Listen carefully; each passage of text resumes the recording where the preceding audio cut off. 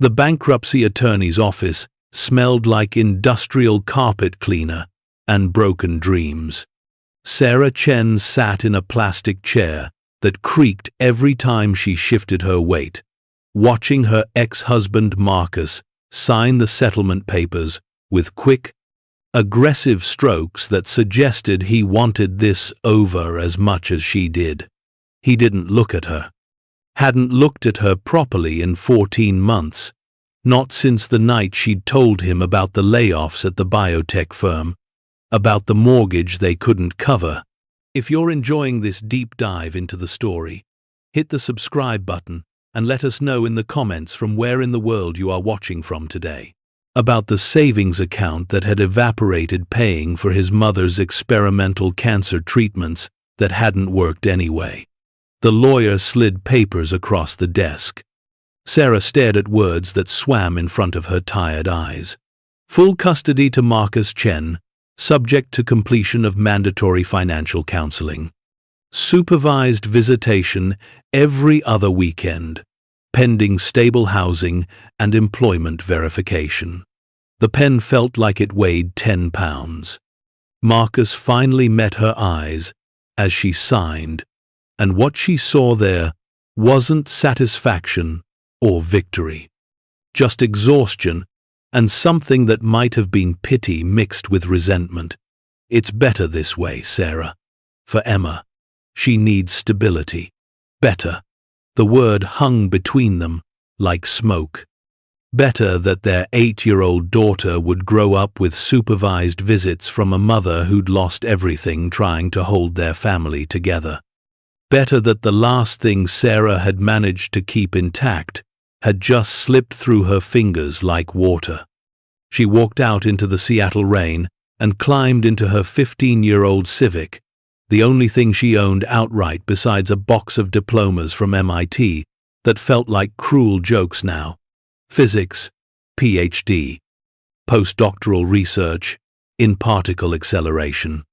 All that education, all those years of studying how the universe worked at its most fundamental level, and she couldn't figure out how to keep her own life from collapsing. The letter arrived 3 days later, forwarded from an address she hadn't lived at in 6 months. Thick envelope, law firm letterhead, the kind of official correspondence that usually meant more bad news. Sarah opened it at the kitchen table of her sister's apartment, where she'd been staying since the house sold. The letter inside was typed on heavy paper, formal and distant in its language. Dear Dr. Chen, regarding the estate of Dr. Robert Chen, deceased. Her father. The name stirred memories. Sarah had buried deep the man who'd left when she was 12, who'd chosen his research over his family, who'd died alone 3 years ago with nothing but a forwarding service to notify his only daughter. The letter continued, each paragraph unfolding possibilities that seemed too surreal to be real. The Cascade Research Facility, located in Eastern Washington, now legally yours under the terms of Dr. Chen's will.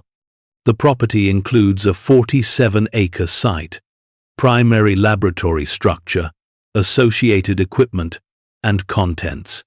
Conditions. You must take possession within 90 days. You must not sell or demolish the facility for a minimum of 2 years. Failure to comply results in the property passing to the Department of Energy. Sarah read it 3 times, then called the number at the bottom. A secretary connected her to Gerald Morrison, whose voice carried the weight of decades spent managing complicated estates. Your father was very specific in his wishes, Dr. Chen. He wanted the facility to go to family, but only to someone with the scientific background to understand its significance. I never knew him. He abandoned us when I was a kid. I'm aware of the estrangement. Dr. Chen regretted it deeply in his final years. This is his way of making amends, I suppose. Sarah's physicist brain kicked in, already assessing implications. What kind of research facility? What was he working on? Morrison hesitated, the pause stretching long enough to suggest careful word choice. Particle acceleration research. The facility was decommissioned in 2019 after funding dried up. It's been empty since your father's death. I'll be honest, Dr. Chen, 3 potential buyers backed out after initial inspections. There are complications. What kind of complications? The locals believe the facility is dangerous.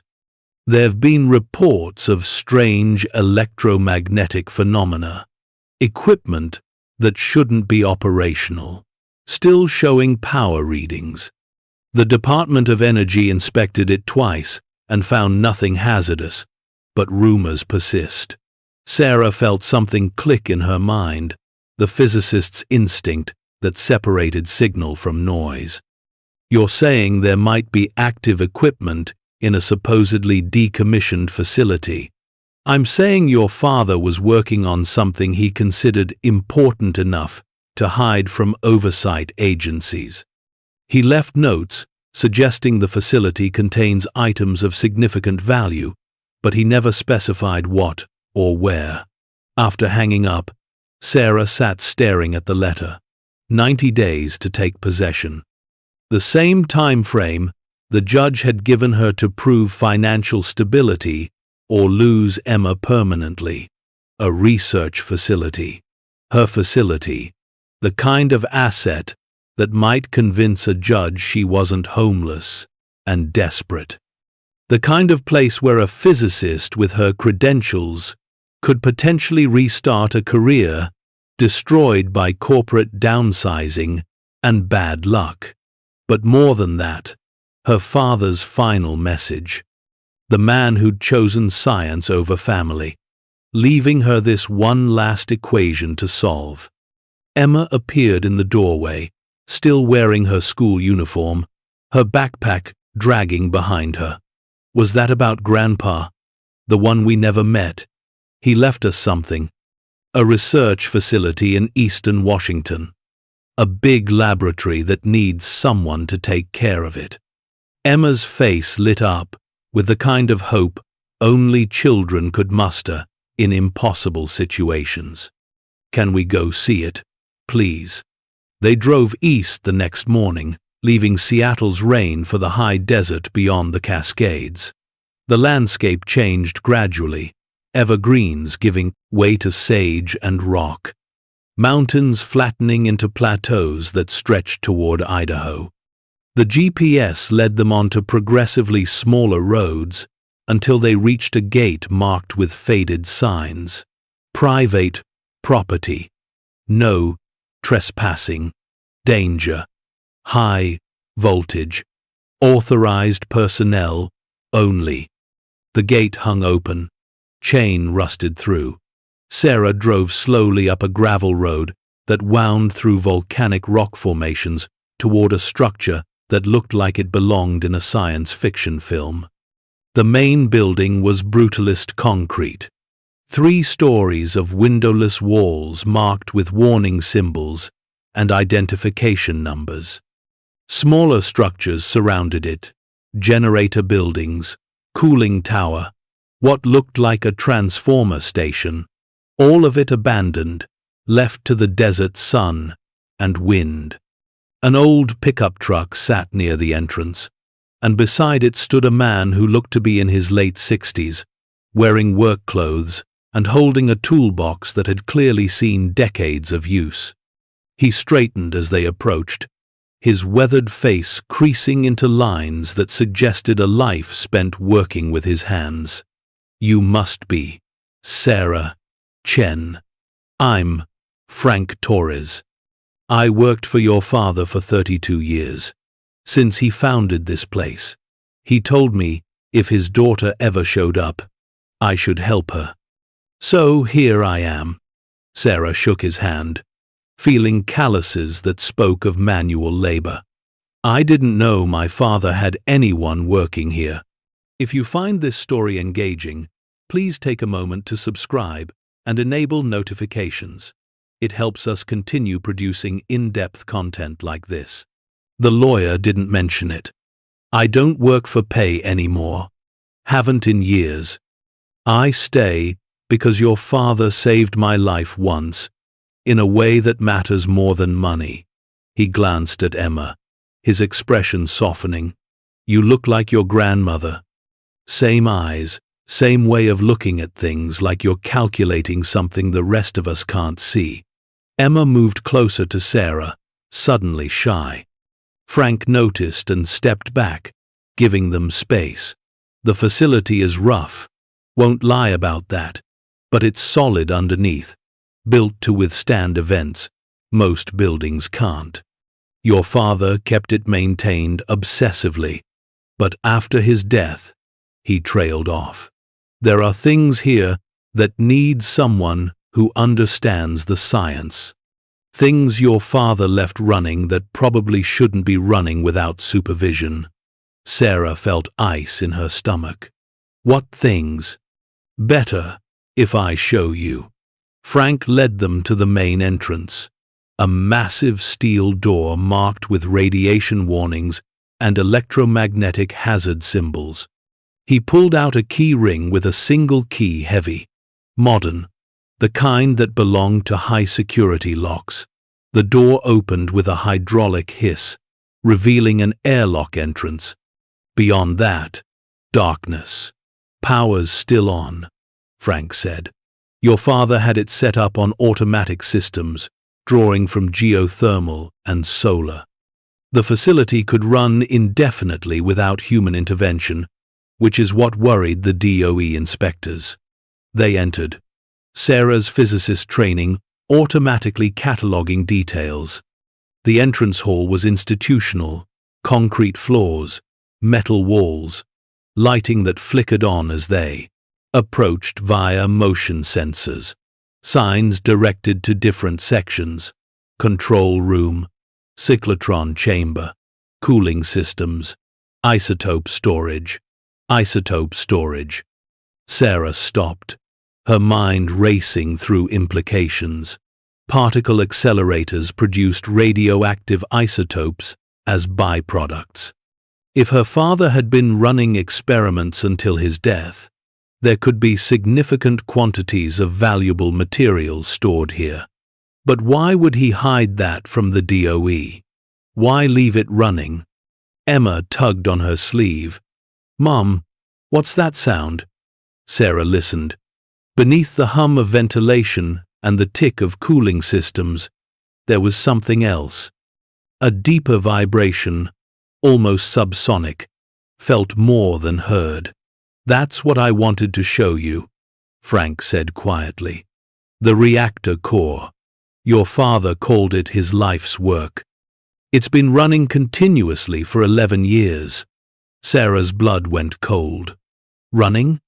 A particle accelerator has been operating in an abandoned facility for 3 years without oversight. Not exactly operating, more like maintaining. Your father designed it to run a specific process continuously. Generating isotopes, he said, were critical for medical research. But he never sold them, never shipped them out, just kept producing them and storing them. They descended deeper into the facility, following signs to the cyclotron chamber. The vibration grew stronger with each level, until Sarah could feel it in her bones, in her teeth, in the air itself. The chamber door was marked with warnings that would have stopped anyone without her training.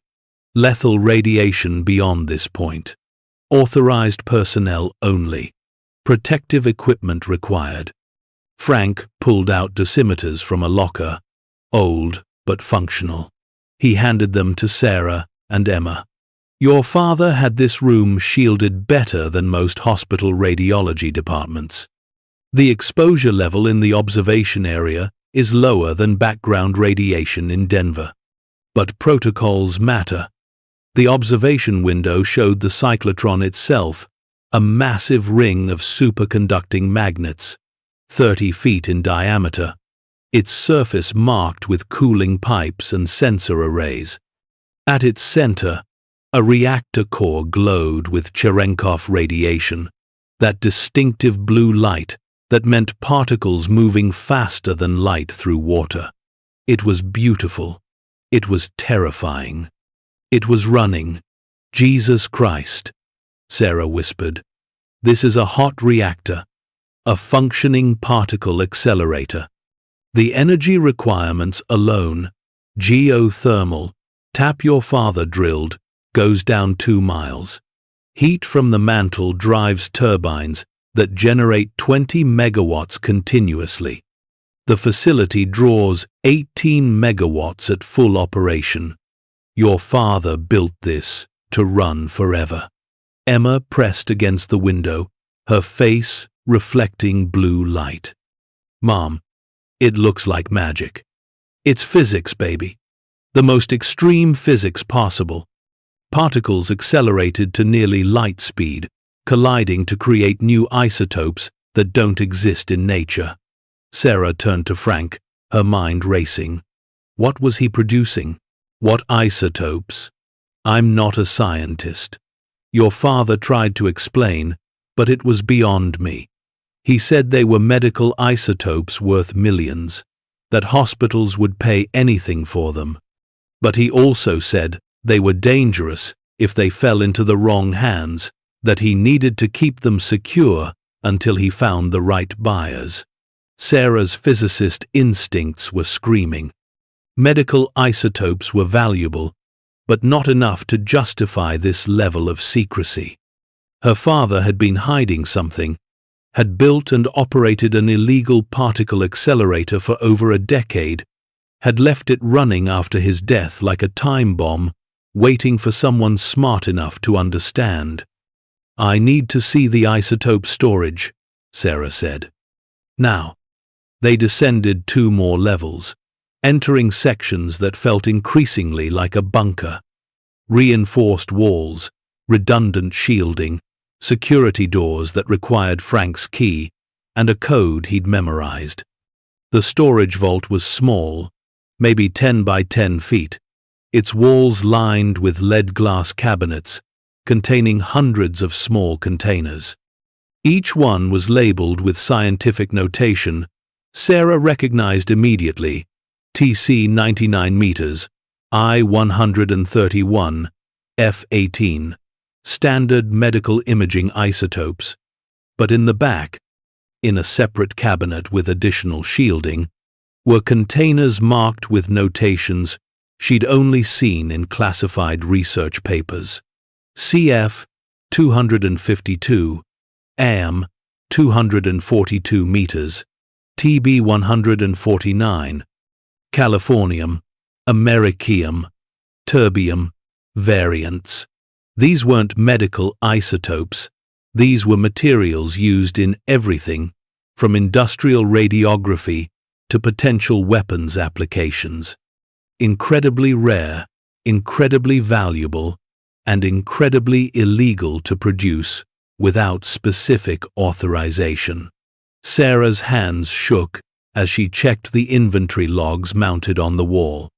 Her father had been producing these materials continuously for 11 years, refining and purifying them, storing them in quantities that would make this facility one of the largest private stockpiles of exotic isotopes in North America. The market value, if she was calculating correctly, approached $400 million. But selling them would mean admitting her father had operated an illegal reactor, would mean investigation, potential criminal charges, the materials seized as evidence, unless she could find a way to legitimize this. To prove the research was authorized, the production legal, the storage proper. Frank was watching her process the implications. Your father knew this would be complicated. He left notes, files, everything you'd need to understand what he built and why. But he also left warnings. There are people who've been trying to acquire this facility since his death. People who understand what's stored here and what it's worth. Who? Consortium, called Cascade Acquisitions. They've made 5 offers in the past 3 years, each one more aggressive than the last. Your father refused them all. Said they wanted the isotopes for purposes that violated every ethical guideline in physics. After he died, they approached me, threatened me when I wouldn't cooperate. Sarah felt the familiar weight of choices compressing around her. Walk away. Let the DOE take over. Avoid the legal complications. Or stay. Fight to legitimize her father's work. Risk everything on the possibility that his research was more than just illegal profiteering. But walking away meant losing the facility, losing any chance of financial stability, losing Emma permanently to Marcus and his lawyer's arguments about her lack of resources. We're staying, Sarah said, at least long enough to understand what Dad built and why. If it's legitimate research that can be legalized, we'll do that. If it's not. She looked at Emma, who was studying the isotope containers with the fearless curiosity of childhood. We'll figure it out. Frank nodded like this was the answer he'd expected. Then we start with security. The facility needs better protection than just old locks. And you need to understand the reactor, how to maintain it, how to shut it down if necessary, how to protect it from people who'd kill, to control it. They spent the next 3 days learning the facility's systems. Frank showed Sarah how her father had designed everything. The geothermal power system that ran continuously, the cooling loops that kept the reactor stable, the automated processes that refined isotopes and transferred them to storage. The engineering was brilliant, the kind of work that should have won awards if it hadn't been conducted in secret. Her father had essentially built a small-scale version of facilities that typically required government funding and international oversight. Sarah found his notes in the control room office, decades of research journals detailing the development of techniques for producing rare isotopes efficiently. The work was legitimate, groundbreaking even. But he'd never published, never sought approval, never collaborated with the scientific community. One journal entry explained why. They'll regulate it to death. Committee after committee, deciding who deserves these materials, what applications are acceptable.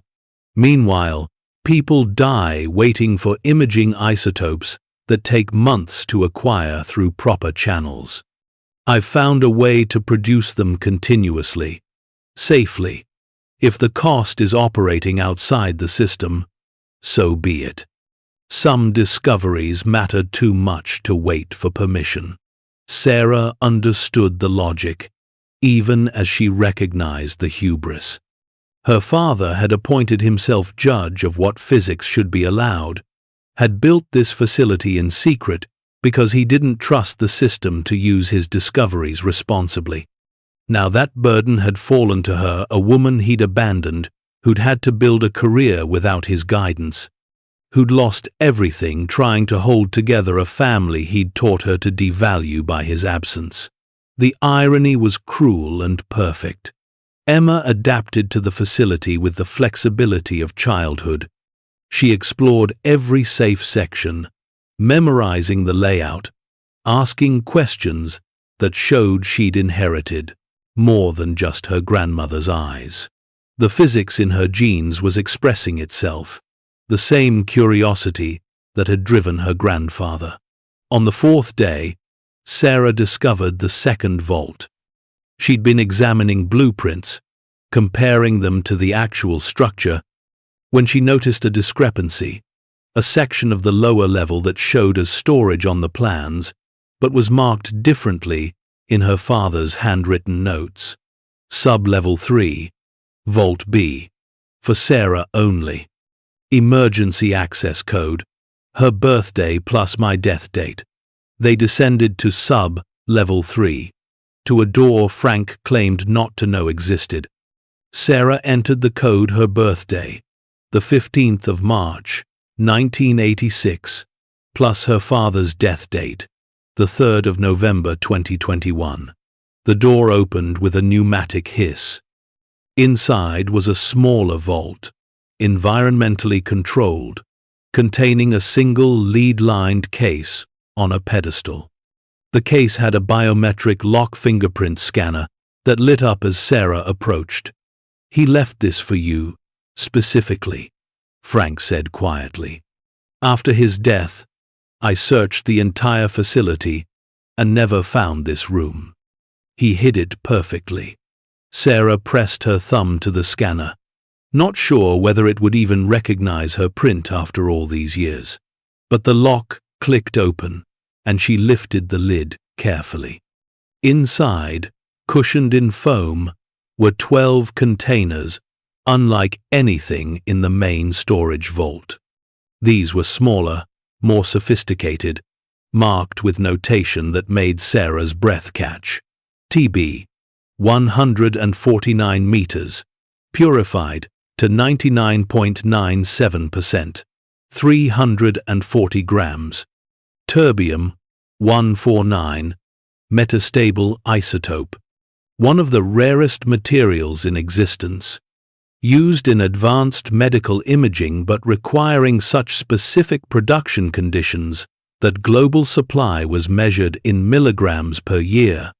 Her father had produced 340 grams at current market rates for medical-grade isotopes, assuming she could prove legitimacy and find buyers.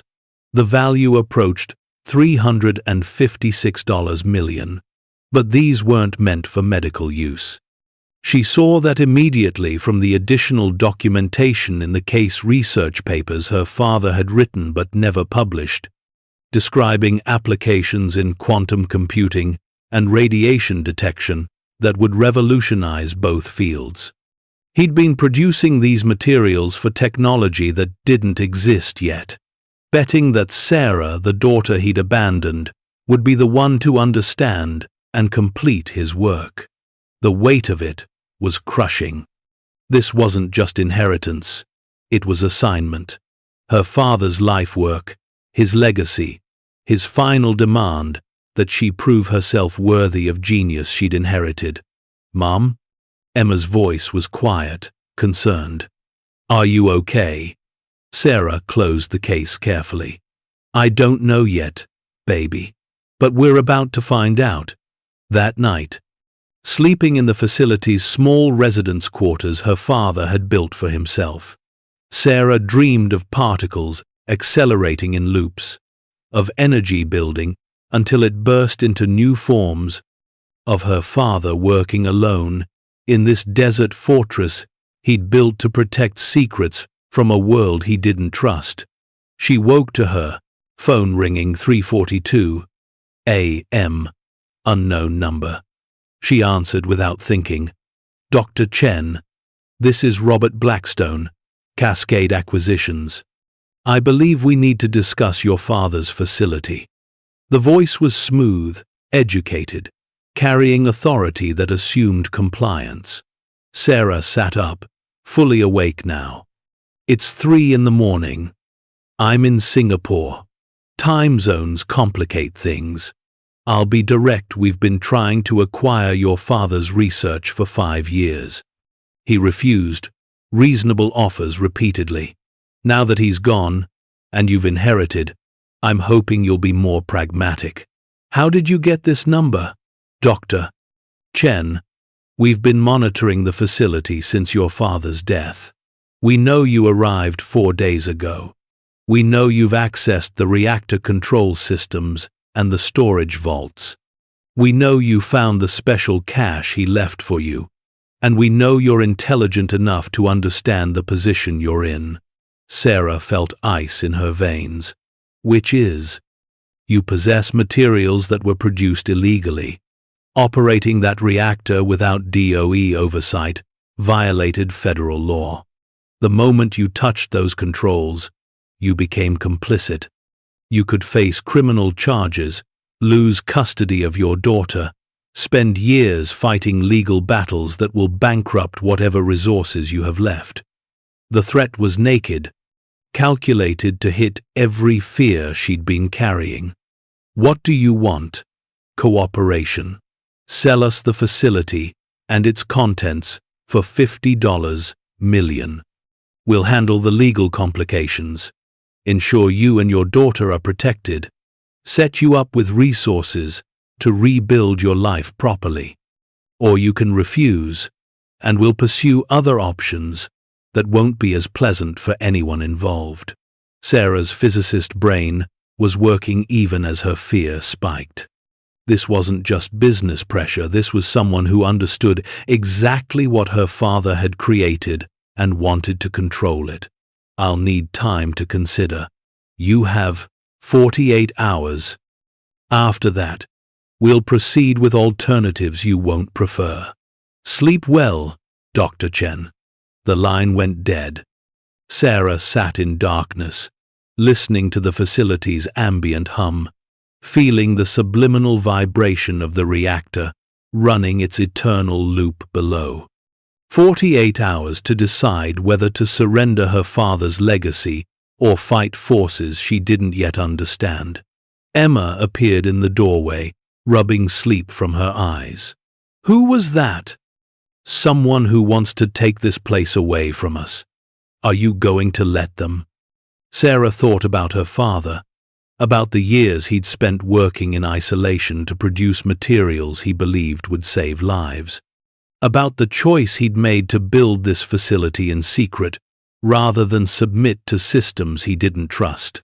He'd been wrong about many things, abandoning his family, choosing science over the people who needed him, but maybe he'd been right about some things too. About the importance of protecting discoveries until they could be used ethically. About refusing to surrender to pressure from people who valued profit over principle. No, Sarah said finally, we're not letting them take it. But that means we're going to have to fight. And it won't be easy. Good, Emma said with the certainty of childhood. I didn't like his voice. He sounded like the people at school who act nice, but aren't really. From the mouths of children came truth that adults complicated with rationalization. Over the next 2 days, Sarah worked obsessively to understand every aspect of the facility. Frank helped her inventory the entire stockpile, not just the exotic isotopes, but hundreds of containers of medical-grade materials that hospitals would pay premium prices for if she could establish legitimate supply chains.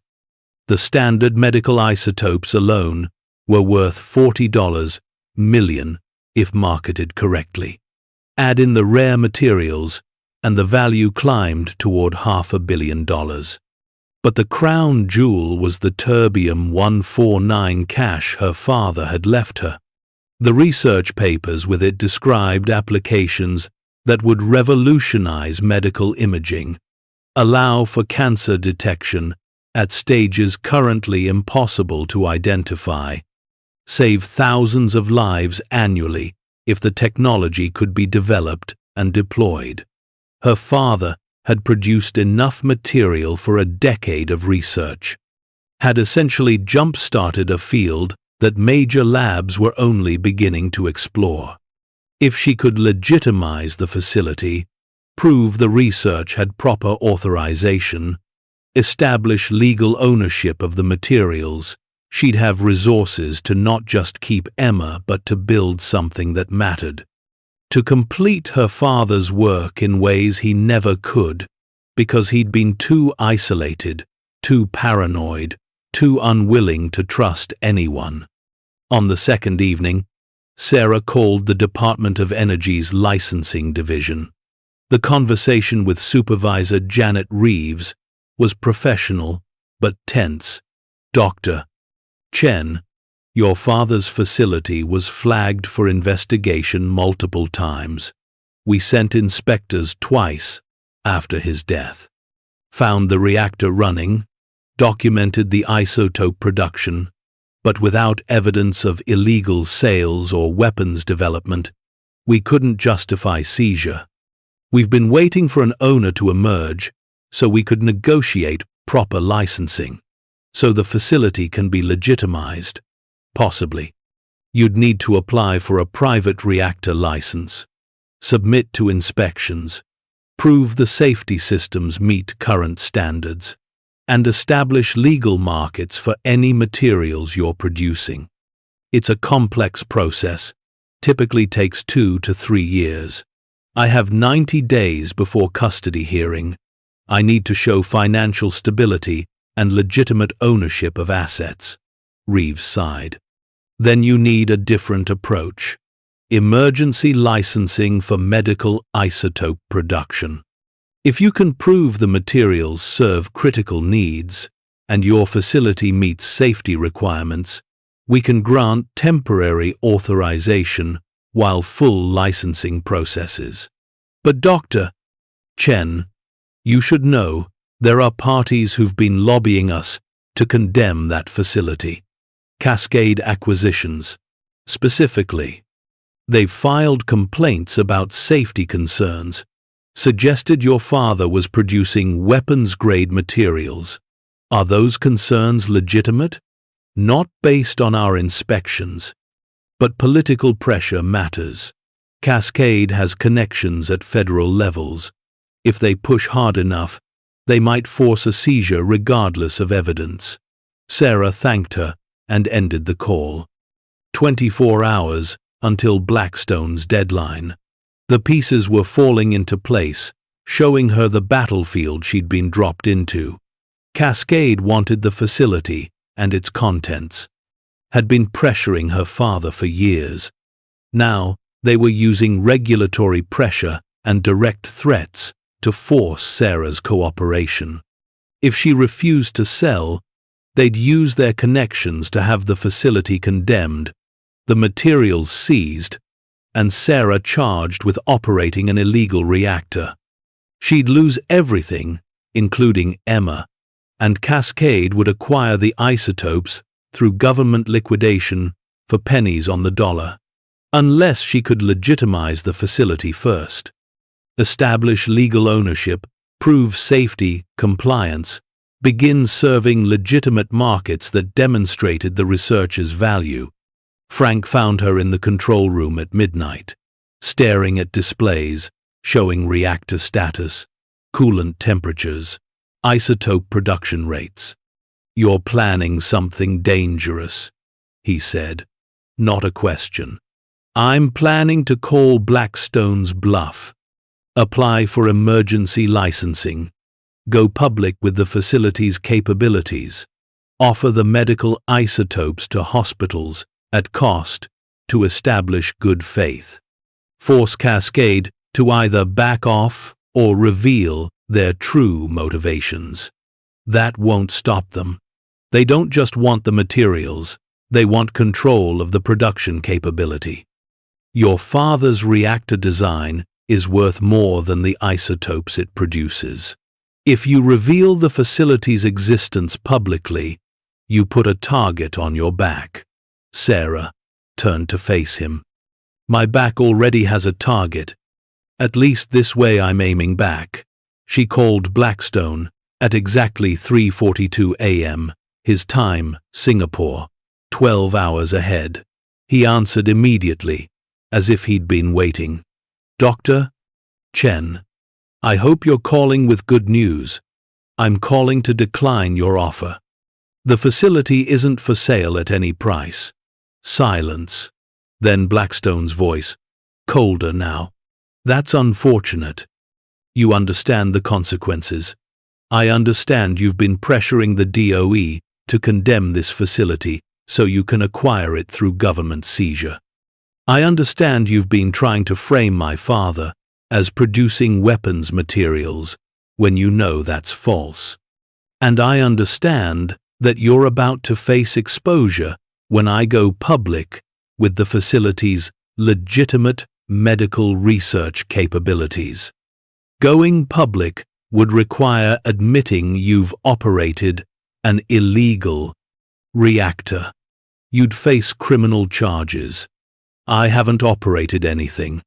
I've simply inherited a facility that was operating when my father died. The DOE has already confirmed they found no weapons, materials, or safety violations. I'm in the process of applying for emergency licensing to continue medical isotope production that hospitals desperately need. Another pause. Sarah could almost hear calculation happening on the other end. You're making a mistake, Dr. Chen. We could have been partners. Now we'll have to be adversaries. Then, I guess we're adversaries. Don't call this number again. She hung up, her hands shaking from adrenaline. Frank was shaking his head, but he was almost smiling. Your father would have done exactly the same thing. Stubbornly refused to back down. Consequences be damned. Is that a compliment? It's an observation. Now we need to prepare for what comes next, because Cascade won't just walk away. What came next arrived faster than Sarah expected. 2 days later, as she was conducting inventory in the storage vault with Emma helping check container labels, Frank's voice crackled over the intercom. Sarah, we have visitors. 4 vehicles, federal plates, and 3 more cars behind them that definitely aren't government. Sarah felt her stomach drop. She'd filed the emergency licensing application yesterday, had expected weeks of processing before any response. This was too fast, too coordinated. She secured the vault and brought Emma to the residence quarters. Stay here. Lock the door. Don't come out until I get you. Understand? Mom, are the bad people here?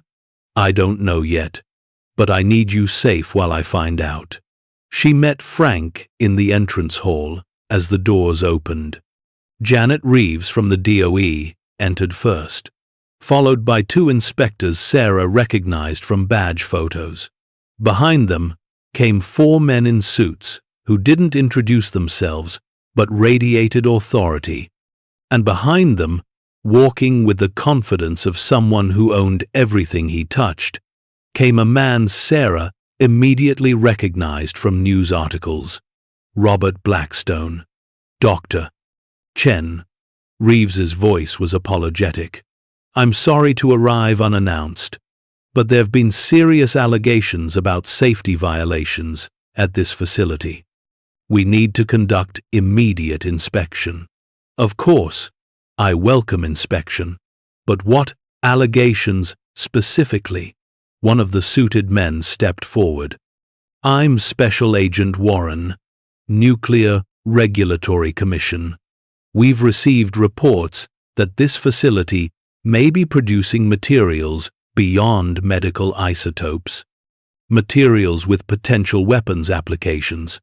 Sarah felt cold rage cut through her fear.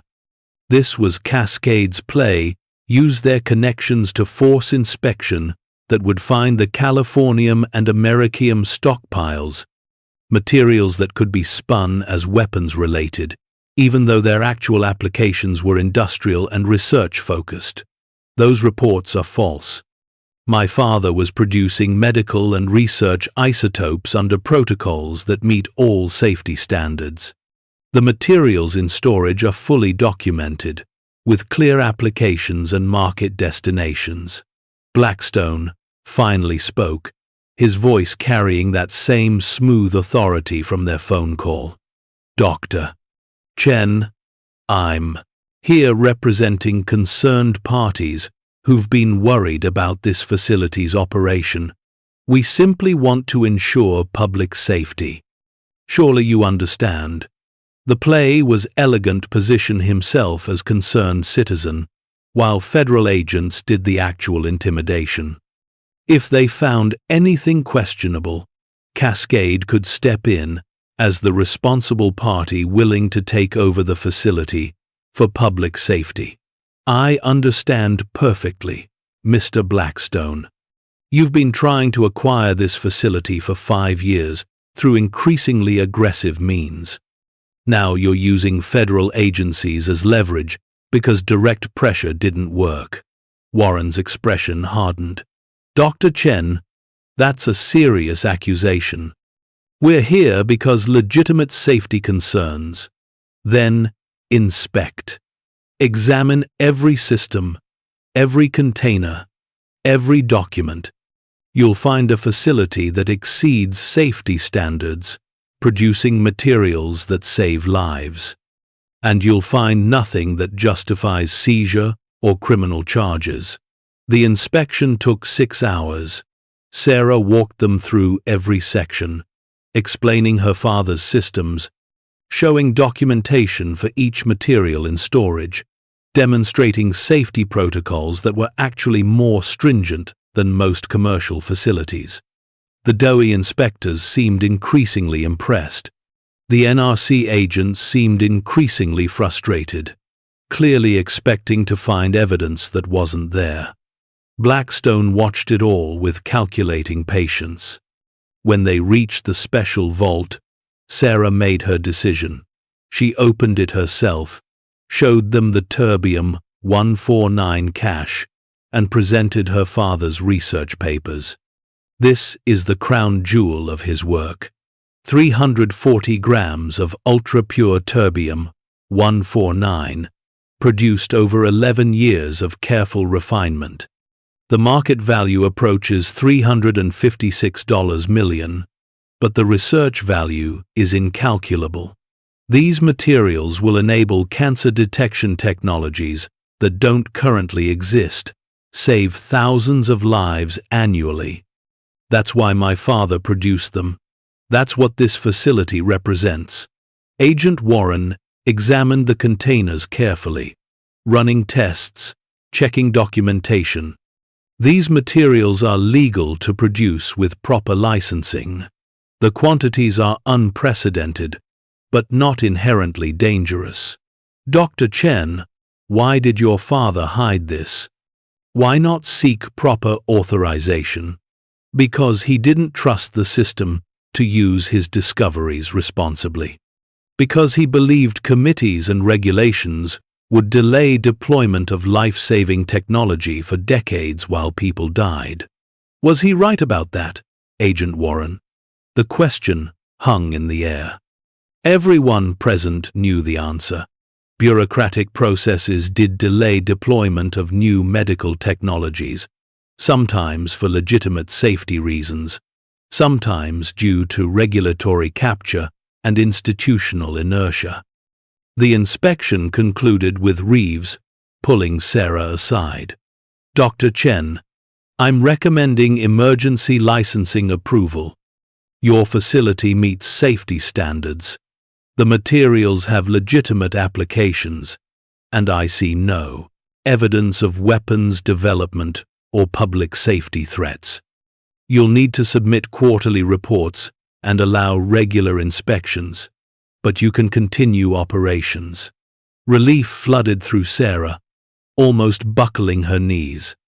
Thank you. Don't thank me yet. Cascade is going to fight this. They have lawyers and political connections that can make your life extremely difficult, even with proper licensing. As if summoned by mention, Blackstone approached. The federal agents had left, giving him opportunity to drop pretense. Impressive performance, Dr. Chen. But you've only bought yourself time. The isotopes you possess are worth hundreds of millions. People kill for far less. Operating this facility makes you a target for everyone who wants those materials, from legitimate competitors to criminal organizations to foreign governments. Is that a threat? It's reality. Your father understood, which is why he operated in secret. Now you've announced your existence to the world. How long before someone decides it's easier to take what you have than to buy or license it? Sarah felt the truth in his words, but refused to show weakness. Then, I'll deal with those threats as they come.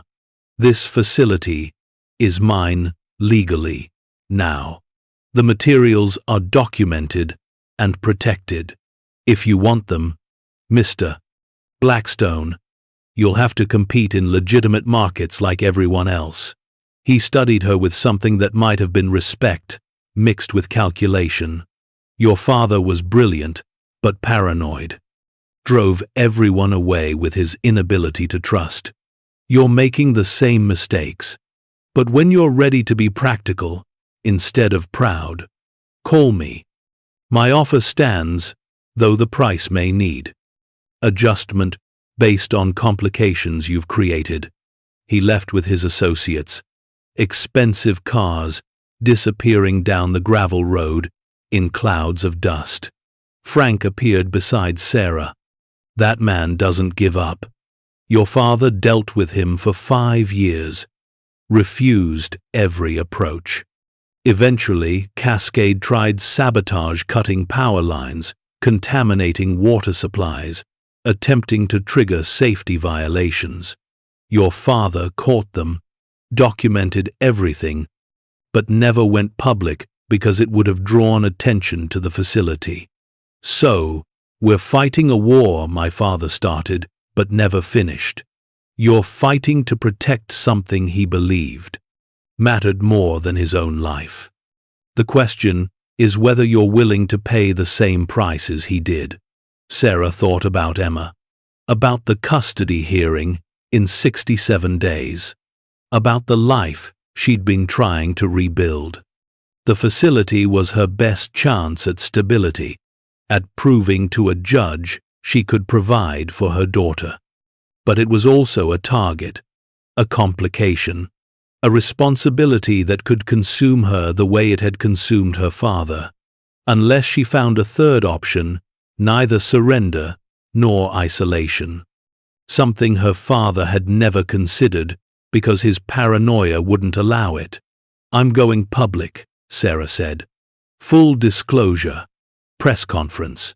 Announcing the facility's existence, its capabilities, its potential. I'll partner with hospitals, research institutions, government agencies.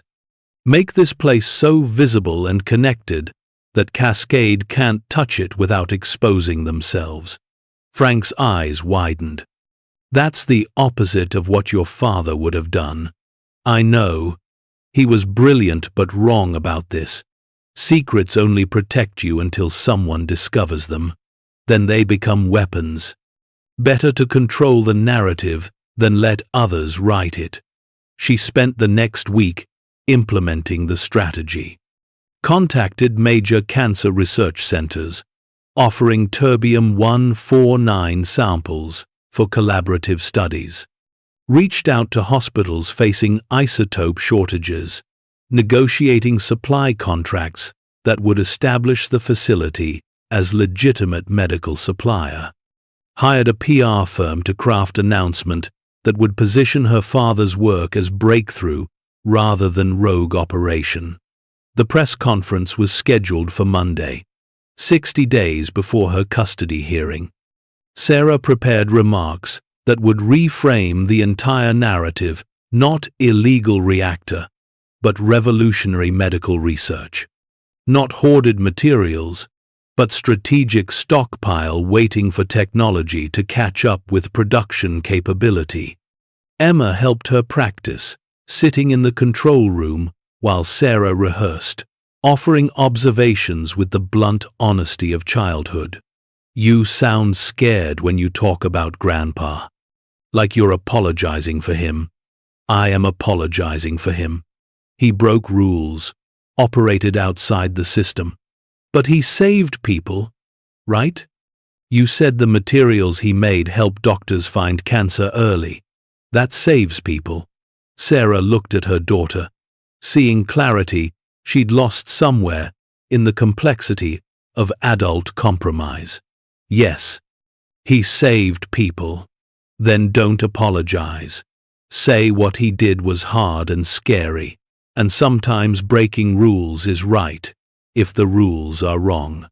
From the mouths of children. Sarah rewrote her remarks, finding honesty she'd been avoiding, acknowledging her father's flaws while honoring his intentions, presenting the facility not as justified rebellion, but as uncomfortable question how many lives would be saved if medical research could proceed without regulatory delays that lasted decades. The night before the press conference, Sarah couldn't sleep. She walked the facility, visiting each section, understanding finally what her father had built.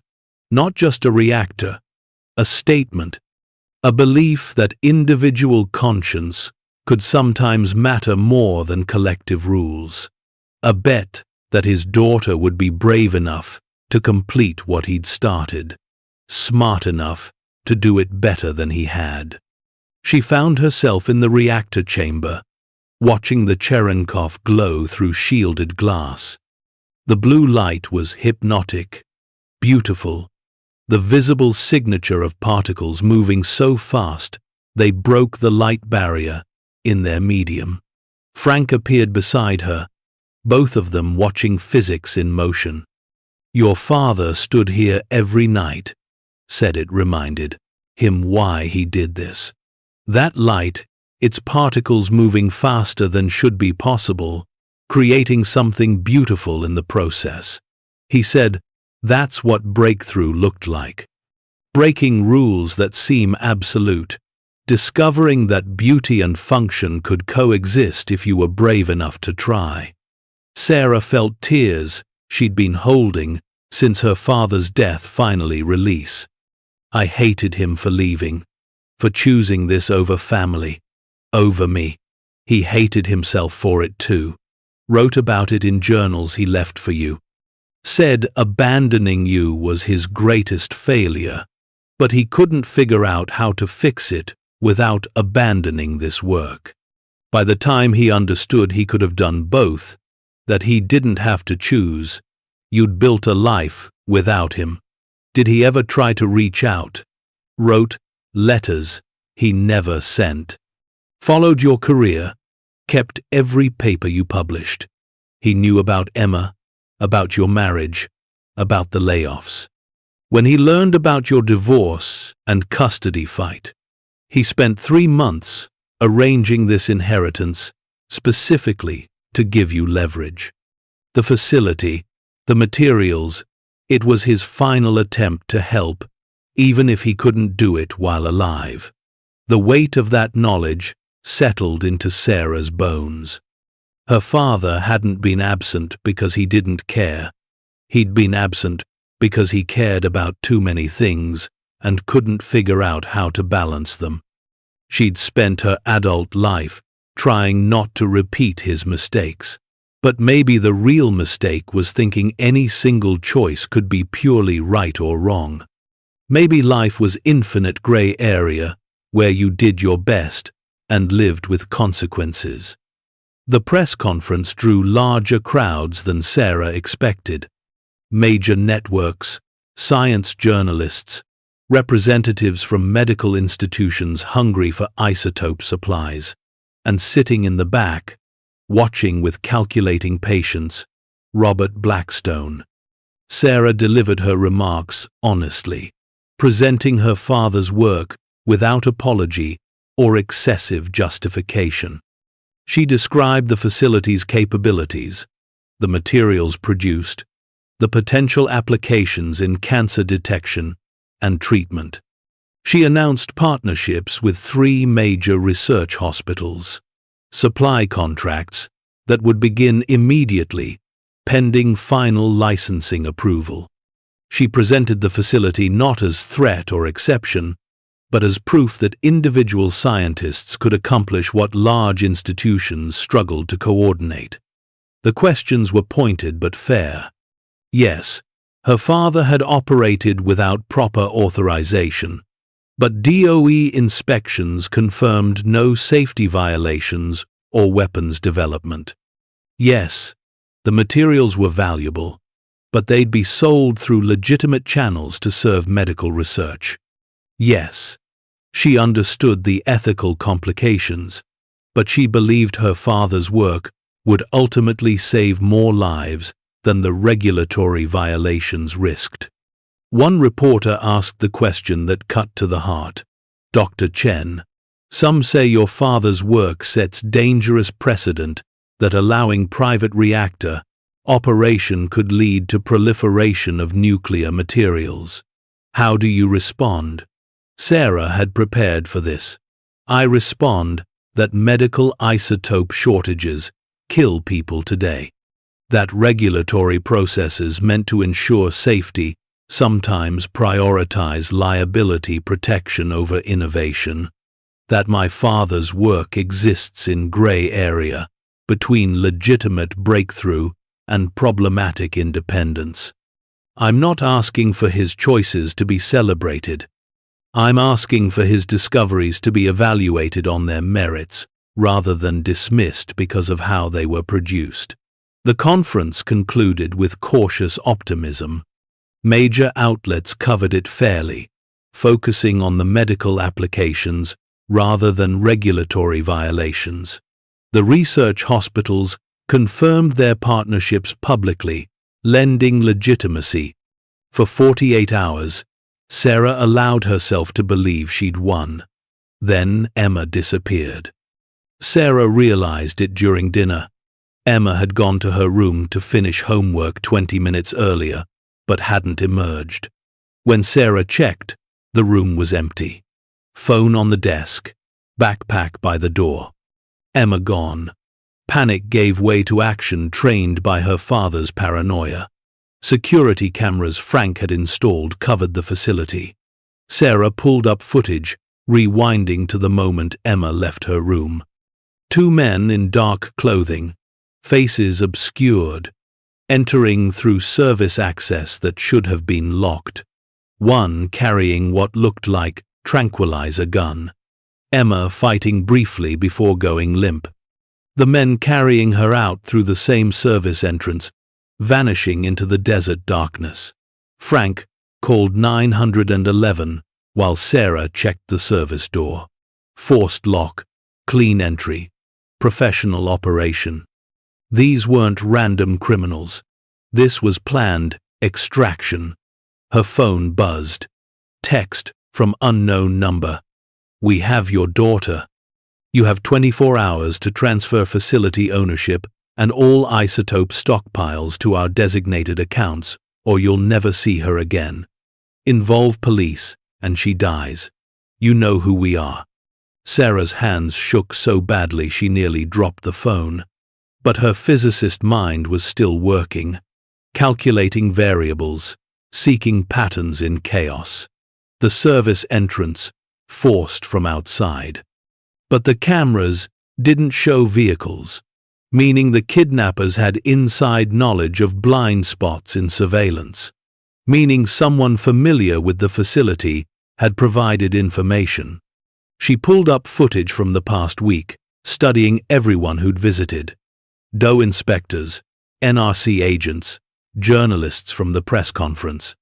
And there a maintenance worker who'd arrived 3 days ago, claiming to service the cooling systems. Frank had let him in, watched him work. But the footage showed him taking photographs of security systems, mapping camera locations, examining locks when he thought no one was watching. Sarah zoomed in on his face, captured screenshots, ran them through reverse image search. His real name was Derek Mason, former military, dishonorably discharged. Current employment, private security, for Cascade Acquisitions. Blackstone had been planning this since the facility was licensed. The press conference had forced his timeline, but the operation was already in motion. Sarah's phone rang. Blackstone's voice, no longer smooth or polite, raw with the edge of someone who'd abandoned pretense. Dr. Chen, you've received our message by now. I'll be direct. The isotopes are worth more than your daughter's life. more than your life. We're willing to kill both of you if necessary, but we'd prefer the cleaner solution. Sign ownership documents, transfer materials, and Emma comes home unharmed. I'll kill you. Sarah's voice was ice. If you hurt her, I'll spend every dollar, every remaining second of my life, destroying you. Threats are pointless. You have resources, but I have your daughter. Simple equation. Make the smart choice. The line went dead. Police arrived, began investigation. Sarah knew would be too slow. FBI was contacted, but kidnapping investigations took time. Time Emma didn't have. Frank found Sarah in the control room, staring at displays that had become meaningless. Her daughter was gone. The facility that was supposed to save them had become the weapon that destroyed them. We fight back, Frank said quietly. Your father left resources for this scenario. He was paranoid enough to plan for everything. What resources? Frank led her to a hidden office behind the control room, accessible only through security sequence her father had programmed years ago. Inside were files, surveillance records, documentation of every threat Cascade had made over 5 years, photographs of Derek Mason and 3 other Cascade operatives who'd attempted sabotage, license plates, phone numbers, email accounts, detailed evidence of conspiracy to commit corporate espionage and worse. Your father couldn't go to authorities because it would have exposed the facility. But you already went public. You can use this. Sarah's mind raced through possibilities. She had evidence of Cascade's criminal activities, but Blackstone had her daughter. Using that evidence might trigger exactly the response he'd threatened killing Emma to eliminate witnesses, unless she could find where they were holding her, track the kidnappers, locate Emma before police involvement, extract her without giving Blackstone time to respond. Impossible odds. But physics had taught Sarah that impossible just meant no one had found the right approach yet. She examined her father's files more carefully. Surveillance photos showed Cascade had been using a warehouse facility 30 miles from the Reactor isolated location in the desert, perfect for illegal operations that required privacy. If they were holding Emma anywhere, it would be there. I'm going to get her, Sarah said. Right now. Tonight. Before Blackstone expects response. That's suicide. Cascade will have guards, security systems. Then, I'll need help. Someone with tactical experience. Frank's expression shifted, old soldier recognizing necessity. I did 3 tours in Iraq. Force recon. It's been decades, but some training never leaves. They planned quickly, using her father's documentation of the warehouse facility. Blueprints that shouldn't exist but did. Surveillance her father had conducted obsessively, mapping every detail of enemy territory he'd never directly assaulted. Sarah and Frank loaded equipment from the facility's emergency supplies, night vision, bolt cutters, first aid kit. Frank retrieved a shotgun from his truck, plus sidearm he'd carried since military service. Your father and I planned this scenario once, Frank admitted, as they drove through desert darkness. Hypothetical extraction if Cascade ever took hostages. He was too paranoid to implement most of his ideas, but we worked through logistics. I know the warehouse. Helped him conduct surveillance before his health failed. They reached the location at 2 a.m. Industrial building, surrounded by chain-link fence, topped with razor wire. Single guard visible at the front entrance, 2 vehicles parked nearby. Frank scouted the perimeter, while Sarah watched through night vision. He returned with information. 4 guards total, rotating patrols every 20 minutes. Security cameras covering main approaches, but blind spots along the east wall where drainage created natural concealment. We go in quiet, locate Emma, extract without engaging, unless necessary. If this goes loud, we're outnumbered and outgunned. They moved during guard rotation, cutting through fence where shadows were deepest, crossing open ground during the narrow window between patrols. Frank's training showed in every movement, silent, efficient, deadly, serious. They entered through a service door. Frank bypassed with techniques Sarah didn't want to examine too closely. Inside, the warehouse was divided into sections: office area, storage, and a separate wing with reinforced doors marked "Authorized Access Only." Emma would be in that restricted section. Frank took point, moving through darkness with confidence that came from decades of practice. They disabled 2 guards, silently tranquilizer darts Frank had brought, military surplus that shouldn't be available to civilians, but was, if you knew where to look. The restricted wing required keycard access. Frank examined the lock, then looked at Sarah.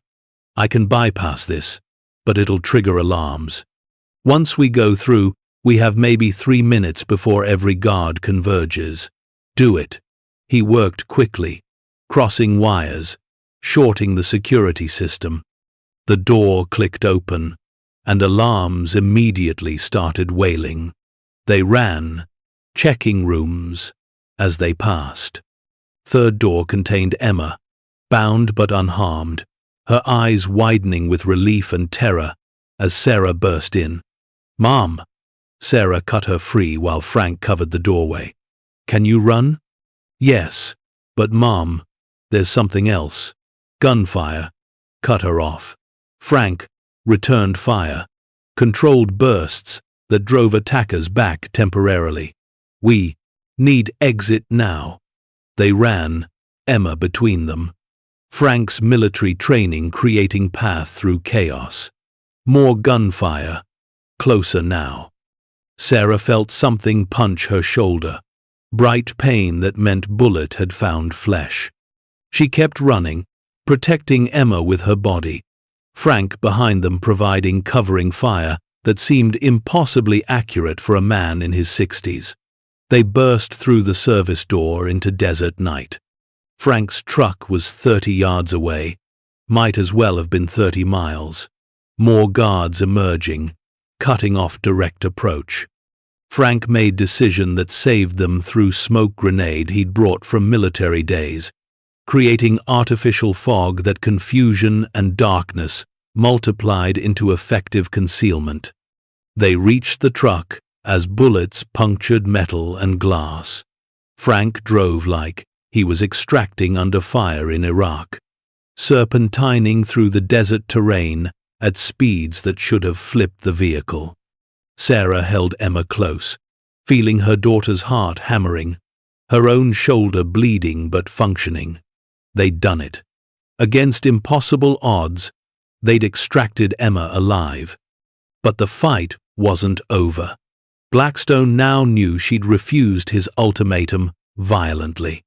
The response would be proportional and immediate.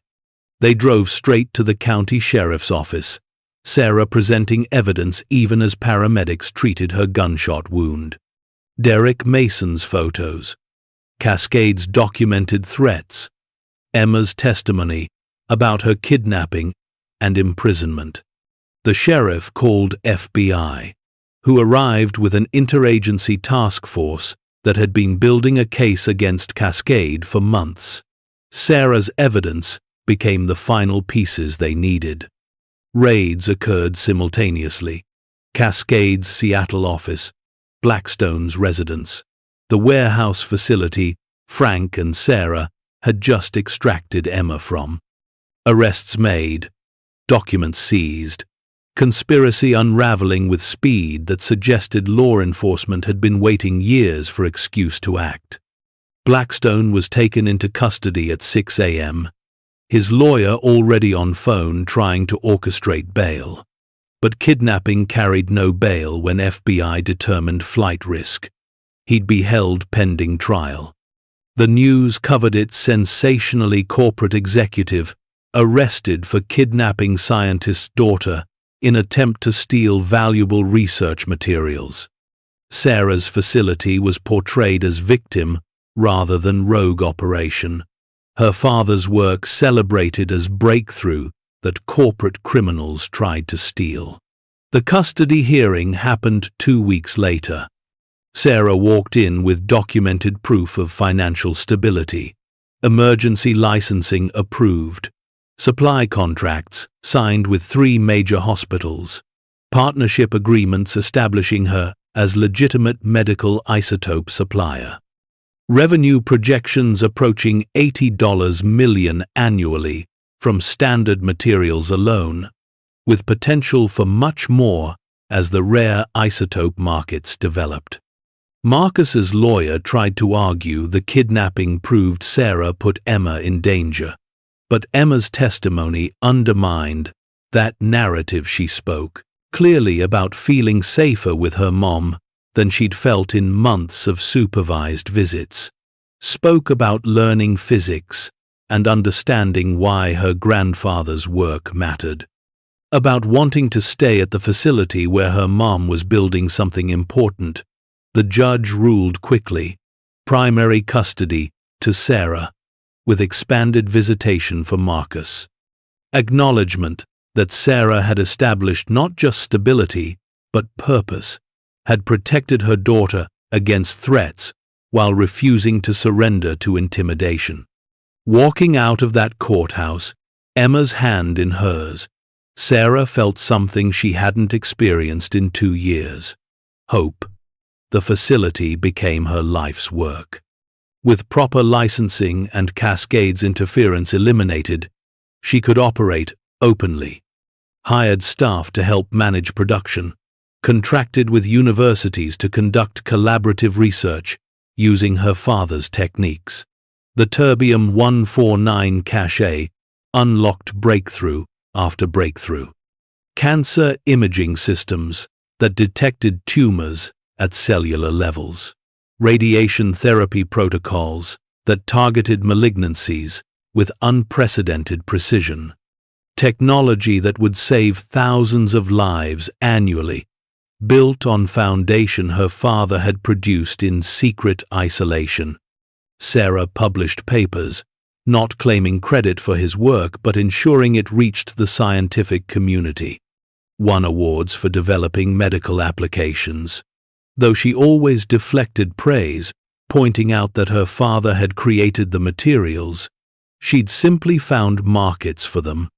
Frank remained at the facility, maintaining systems, teaching Emma engineering basics, serving as bridge between her father's solitary genius and Sarah's collaborative approach. Emma thrived, growing up in an environment that celebrated curiosity, that showed how science could serve humanity when genius overcame paranoia. On the first anniversary of taking ownership, Sarah stood in the reactor chamber watching Cherenkov glow with Emma beside her. Her daughter was 9 now, already asking questions about particle physics that showed inherited brilliance. "Mom, why did Grandpa hide all this? Why not share it when he was alive?" Sarah considered how to explain complexity without excusing failure.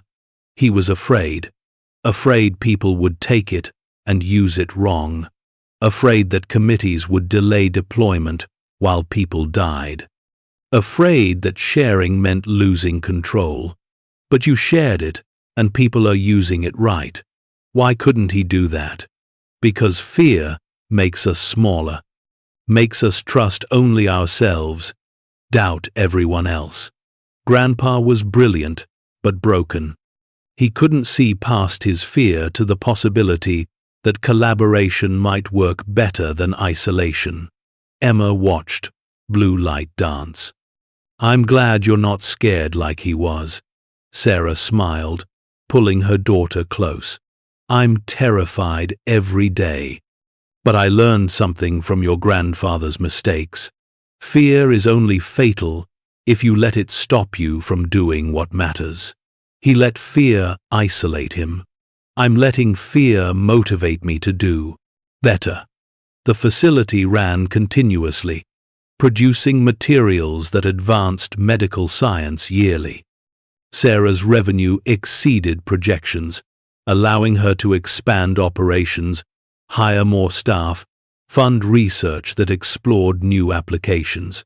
Cascade acquisitions collapsed under criminal investigations. Blackstone was convicted on multiple counts, sentenced to 20 years. His company's assets were liquidated, with portions going to Sarah as restitution for kidnapping and attempted theft. Sarah invested those funds into expanding the facility, building additional capacity, ensuring her father's legacy would endure beyond single person's lifetime. She dated occasionally, but carefully. Emma came first, work second, personal life distant third. But she was okay with that. She'd found purpose that exceeded individual happiness, work that mattered, daughter who thrived, legacy that honored flawed man, whose final gift had been trust that Sarah would complete what he'd started. On the 5th anniversary, Major Cancer Research Center announced breakthrough imaging system built on terbium-149 applications that Sarah's facility supplied exclusively. Early detection rates improved by 400%, 5-year survival rates climbing dramatically as doctors caught malignancies at stages previously undetectable. The news interviewed Sarah, asking how it felt to have enabled such medical advancement. She deflected again, pointing to her father's work, to collaborative research with doctors and physicists, to patients whose lives were saved. But privately, alone in the control room that night, she allowed herself to feel it. Pride, vindication, gratitude. Her father had been wrong about many things, abandoning family, operating in secrecy, letting paranoia guide decisions. But he'd been right about some things too. That breakthrough sometimes required working outside systems that constrained innovation. That individual conscience could occasionally matter more than collective rules. That protecting discoveries until they could be used ethically was worth personal sacrifice. Sarah had inherited his genius, his facility, his final chance at redemption. She'd taken the broken pieces of his legacy and built something better, not by rejecting what he'd created, but by sharing it more effectively than his fear had allowed. Emma entered the control room, now 13, already helping with basic maintenance and monitoring. "Mom," the university called. "They want to tour the facility next week. Bring graduate students studying medical physics." Sarah smiled. Her father had died alone, isolated by choices that prioritized security over connection. She was building opposite legacy facility that welcomed collaboration, that trained next generation, that proved science served humanity best when shared openly. "Tell them, yes." And Emma, "Thank you for understanding why this matters, why we do this work." Her daughter hugged her. 13 years old, but already understanding more than most adults. "You saved people, Mom. Like Grandpa wanted to, but couldn't. That's worth anything."